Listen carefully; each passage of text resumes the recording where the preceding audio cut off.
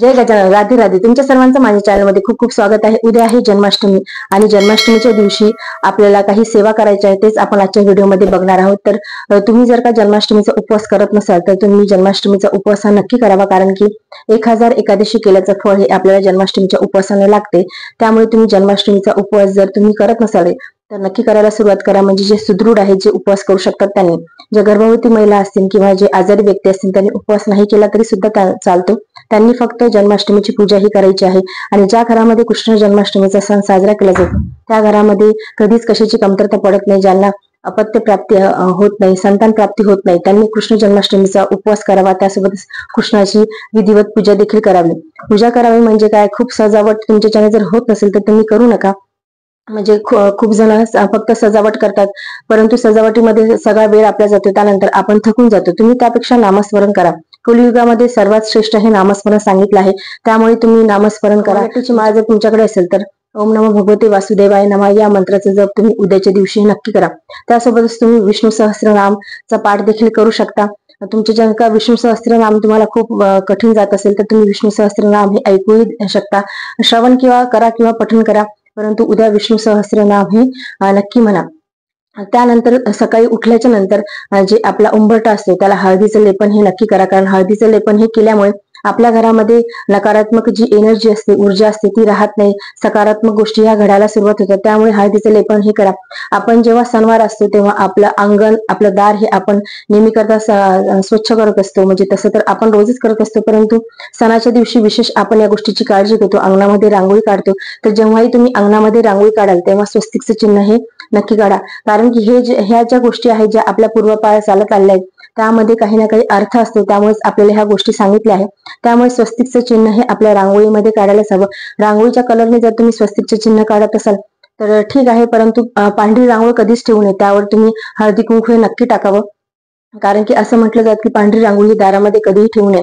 तर तुम्ही स्वस्तिक हे कलरनं काढत असाल, त्यामध्ये कलर भरत असाल लाल किंवा पिवळा तर ठीक आहे, परंतु जर तसं करत नसाल तर हळदी कुंकू हे स्वस्तिकवरती नक्की टाका. तर सकाळी शुचिर्भूत झाल्याच्या नंतर आपल्याला हळदीचं लेपन करायचं आहे, मी जसं सांगितलं स्वस्तिक काढायचं आहे. त्यानंतर आपल्या देवघर स्वच्छ करून घ्यायचं आहे.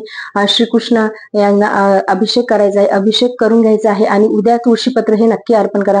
तर तुळशीपत्र हे उद्याच्या दिवशी तोडायचं नाही. तुम्ही तुळशीची पूजा ही उद्या करू शकता, परंतु उद्या तुळशीपत्र हे तोडू नका.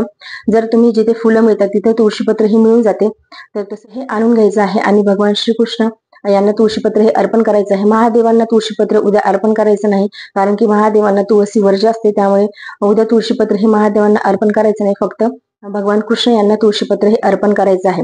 त्यानंतर संध्याकाळी जेव्हा आपण कृष्ण जन्माष्टमीची पूजा करतो त्याची तयारी थोडीशी अगोदरच करायला सुरुवात करा. म्हणजे तुमचा प्रसाद असेल, नैवेद्य असेल, त्याची तयारी थोडी अगोदरच करायला सुरुवात करायची, कारण 12 वाजेपासून 12:45 पर्यंत आपण यावेळी जन्माष्टमी साजरी करू शकतो. तसा मुहूर्त आहे. तर तुम्ही 12 वाजेपासून 12:45 पर्यंत जन्माष्टमीची पूजा ही करून घ्यायची आहे. जर तुळशीच्या जवळ दिवा हा नक्की लावा. सकाळी पण दिवा लावायचा आहे, संध्याकाळी पण दिवा लावायचा आहे. शुद्ध तुपाचा दिवा लावला तर खूपच चांगलं. तर सकाळ संध्याकाळ तुळशी मातेची पूजा नक्की करा, कारण श्रीकृष्ण हे भगवान विष्णूचे स्वरूप आहे. त्यामुळे जिथे भगवान श्रीहरी असतात तिथे माता लक्ष्मी असतेच. त्यामुळे उद्याच्या दिवशी तुळशीची पूजा करा. तुळशीजवळ सकाळ संध्याकाळ दिवा लावा. 15वा अध्यायाचे देखील पठण करू शकता. त्यासोबतच गीतेचे जे 18 नाव आहे ते देखील तुम्ही म्हणू शकता. मुलांकडून खास करून गीतेचे 18 नावं तुम्ही नक्की पठण करून घ्या, कारण की मुलांना देखील सवय लागली पाहिजे या गोष्टीची.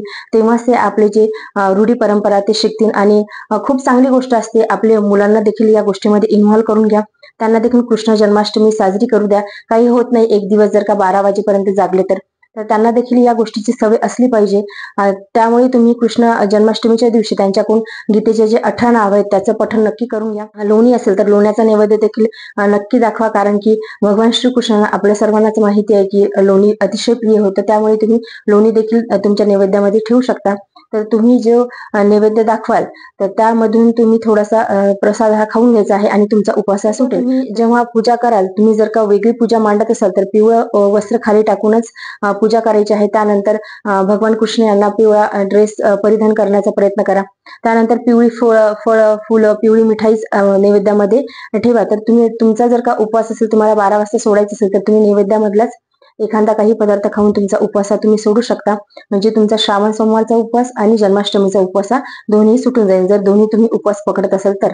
आणि जे फक्त जन्माष्टमीचा उपवास करत असेल त्यांनी तुम्ही उद्या सोडू शकता रात्री, किंवा परवाच्या दिवशी देखील तुम्ही सकाळी, दुसऱ्या दिवशी सकाळी उपवास सोडू शकता. आणि जे फक्त श्रावण सोमवारचा उपवास करत असेल त्यांनी उपवासा लवकर तुम्ही सोडला तरी सुद्धा चालतो. जर तुम्ही फक्त जन्माष्टमीची पूजा करत असाल तर मग तशी तुम्ही पूजा करून घ्यायची आहे. दहीहंडी फोडतो ते मातीचं असते, तर ते एंडीचा तुकडा तुम्ही घरामध्ये नक्की घेऊन या. कारण असं म्हटलं जाते की तो तुकडा घरामध्ये ठेवल्यामुळे देखील खूप पवित्रता आपल्या घरामध्ये राहते, सकारात्मक एनर्जी आपल्या घरामध्ये राहते. अनेक जण हा तुकडा त्यांच्या जिथे तिजोरी असते तिथे देखील ठेवतात. प्रत्येक भागामध्ये वेगवेगळ्या पद्धती आहे. तर तुम्ही दहीहंडीचा तुकडा हा तुमच्या घरामध्ये नक्की घेऊन या. आणि जन्माष्टमीची आपण पूजा करतो तर उत्तर पूजा ही आपण करत असतो, आणि तेव्हा काल्याचा प्रसाद हा बनवतात. तर तसा देखील तुम्ही काल्याचा प्रसाद खाऊन देखील तुमचा उपवास सोडू शकता. म्हणजे तुमच्याकडे जशी पद्धत असेल त्या पद्धतीने देखील तुम्ही उपवास हा सोडू शकता, तुम्ही जसा नेहमी करता सोडत असेल तसा. तर परंतु तुम्ही सेवा करण्याचा नक्की प्रयत्न करा, जास्तीत जास्त सेवा करा, जास्तीत जास्त नामस्मरण करा. तुमच्याच्याने जे शक्य होईल विष्णू सहस्त्रनाम गीतेतला 15वा अध्याय, त्यासोबतच मी कमळगट्ट्याची माळ यासाठी म्हटलं की कमळगट्ट्याची जी माळ असते ती कमळांच्या जे मणी असतात ते कमळाच्या बिया असतात, कमळगट्ट्याची माळ म्हणजे. आणि ते आपल्याला माहितीच आहे की माता लक्ष्मी ही कमळाच्या फुलामध्ये विराजमान असते. त्यामुळे भगवान श्रीहरी विष्णू असतात तिथे माता लक्ष्मी असते, आणि भगवान श्रीहरी कृष्ण हे भगवान श्रीहरी विष्णूचेच रूप आहे. त्यामुळे तुम्ही जर का तुमच्याकडे असेल तर कमळगट्ट्याच्या माळेवरतीच तुम्ही ओम नमो भगवते वासुदेवाय नमः या मंत्राचा जप तुम्ही करा. तुम्ही राधे राधे देखील म्हणू शकता, कारण की कृष्ण यांना राधा नाव खूप प्रिय आहे. त्यामुळे देखील तुम्ही राधे राधे जरी म्हटलं तरी सुद्धा चालते.